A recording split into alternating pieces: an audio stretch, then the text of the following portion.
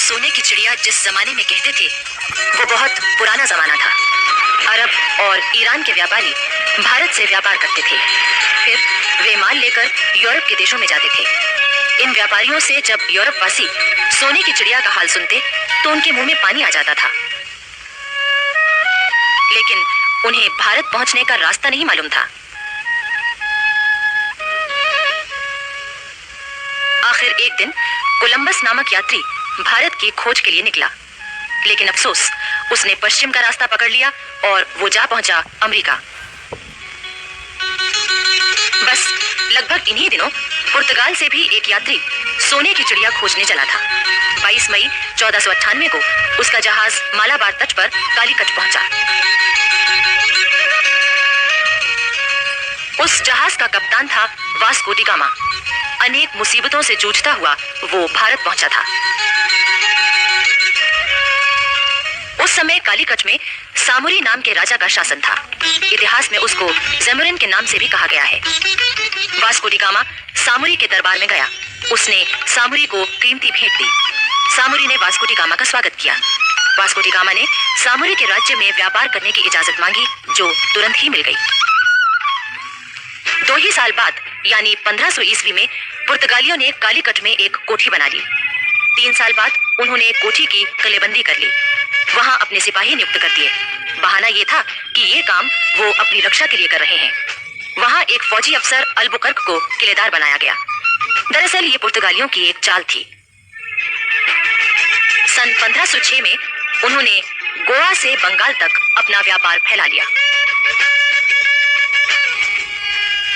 17वीं शताब्दी के प्रारंभ में हेक्टर नामक एक जहाज अंग्रेज व्यापारियों को लेकर भारत की ओर बढ़ने लगा। इन्होंने सन 1600 में महारानी एलिजाबेथ से आज्ञा लेकर एक व्यापारिक कंपनी बनाई थी, ईस्ट इंडिया कंपनी।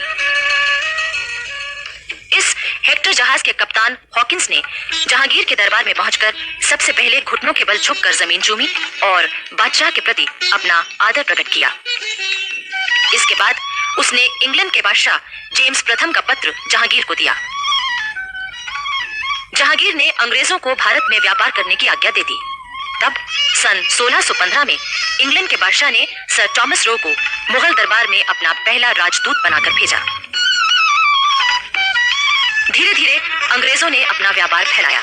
उन्होंने पुर्तगालियों की जड़ें कमजोर की, उनके जहाजों को लूटना शुरू कर दिया। औरंगजेब के समय में तो उन्होंने कोठियां भी कायम कर लीं और अपनी हिफाजत के लिए किलेबंदी भी कर ली।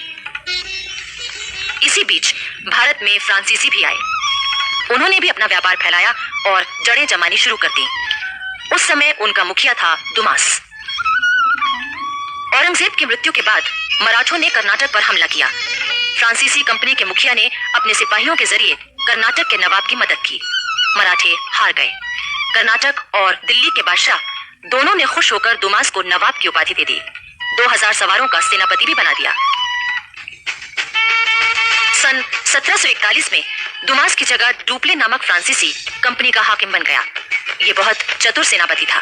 दरअसल डुप्ले पहला यूरोपवासी था जिसके मन में भारत में यूरोपीय साम्राज्य कायम करने की बात आई।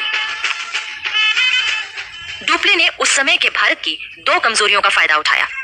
एक तो ये कि यहाँ के देशी राजा नवाब आपस में लड़ रहे थे। दूसरे ये कि उस समय राष्ट्रीयता की भावना लोग भूल गए थे। डुप्ले ने इसी फूट का फायदा उठाया। अंग्रेजों ने भी इस नीति का फायदा उठाया।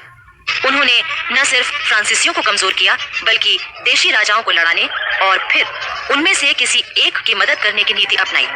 बाद में उस मदद लेने वाले राजा को भी उन्होंने अपने प्रभाव में ले लिया। अब देखिए बंगाल में क्या हुआ।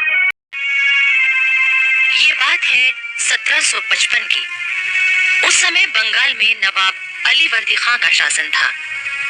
अंग्रेजों ने अमीचंद नामक व्यापारी से मिलकर बंगाल पर हमला करने की तैयारी की, लेकिन बंगाल के शासक अलीवर्दी खां ने उनकी एक भी चाल न चलने दी। लेकिन अलीवर्दी खां बूढ़ा हो चुका था। उसने एक दिन अपने नवासे सिराजुद्दौला को अपने पास बुलाया।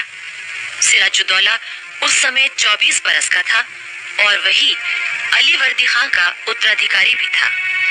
अलीवर्दी खां ने सिराजुद्दौला से कहा, बेटे, मुल्क के अंदर यूरोपियन कौमों की ताकत पर नजर रखना, सियासतों के घरेलू झगड़ों के बहाने इन लोगों ने मुगल शहंशाह का मुल्क और शहंशाह की रियाया का धन माल छीन कर आपस में बांट लिया है।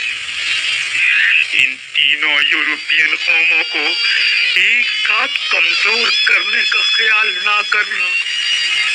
अंग्रेजों की ताकत बढ़ गई है मेरे बेटे। उन्हें किले बनाने या फौजों को रखने की इजाजत ना देना।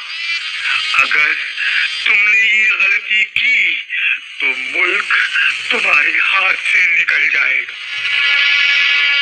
अली वर्दी खां की मृत्यु 10 अप्रैल 1756 को हुई और सिराजुद्दौला अपने नाना की गद्दी पर बैठा।